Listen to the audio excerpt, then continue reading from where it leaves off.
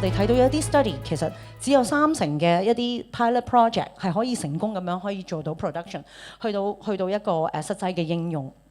咁所以我哋今日咧就想探討下究竟呢個 journey 點樣做啦，當中有啲咩挑戰啊，或者有啲咩基礎嘅要素可以咧由一個 pilot 去到 production。我哋用咗其實好多，其實 start 咗好多年㗎啦。我就係講 AI 就係因為呢啲數據而 estimate 呢啲 behaviour， 再 build 一啲 model 去 estimate 一個新嘅申請者嗰個還錢嘅能力。另外一個我哋用 AI 用得好多嘅就係而家就係好多就係我哋好多人叫digital onboarding， 好多銀行其實好多銀行佢又係接受申請者，因為而家啲人唔會再去排隊填 form 㗎啦，佢哋真係靠上網去申請。但係你點樣去證明嗰個人？第一嗰個人個樣就係嗰個人，又唔係一個 AI 嘅乜嘢。仲有佢啲 document 嗰個身份證又係一個真嘅身份證。仲有就係嗰張文件有一個真嘅文件。我講緊係 facial recognition， 即係 optical character recognition， 甚至 document authentication， 全部都係 AI 我哋係用緊嘅。基於人手唔夠經驗亦都越嚟越短，或者甚至有一啲好多 disruption 情況之下呢，如果完全靠人呢，其實係做唔到。如果下一個 Covid 嚟，我哋今次會唔會準備得好啲呢？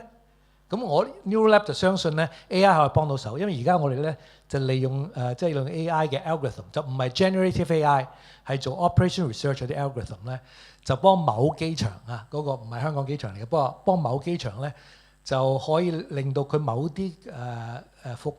工作咧係減咗20% 嘅人手，即刻 day one。AI 係能夠令到我哋今日做嘅嘢有啲嘢咧係加快，但係我哋見到最令人振奮嘅地方咧，就話其實佢可以基本咁樣改變我哋嘅 business。喺香港有個非常知名嘅監管機構，佢哋不乏有好多嘅 data， 好似熟話 TU 咁樣啦。但係佢哋就唔知點樣去做一啲有效或者將一啲數據有理化。咁我哋就同佢傾嘅過程當中咧，我哋就用咗我哋嘅 AI Data Bank 去幫佢分析啦、整理一啲 data 啦。最尾就將所有數據有理化，去幫佢哋 propose 一啲 cost efficient 同埋 effective 嘅 internal workflow。咁時至今日咧，佢哋嘅 feedback 咧都係好 positive 嘅。正就係我哋 CPC 其中一個 develop 唔同 product 嘅 concept 嚟嘅。其實 data privacy security， 我哋同每一個客戶去傾 AI 嘅時候咧，每一個都提出同一個嘅 concern， 所以我哋先會有個自鏈嘅神盾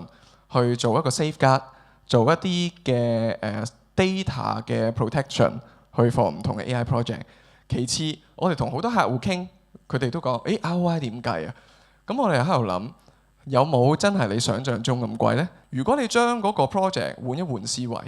將佢變做一個 managed service， 由我哋 provider 去提供一啲資源俾你哋去使用，其實你哋嘅使用落嚟 total cost of ownership 唔係好大嘅啫。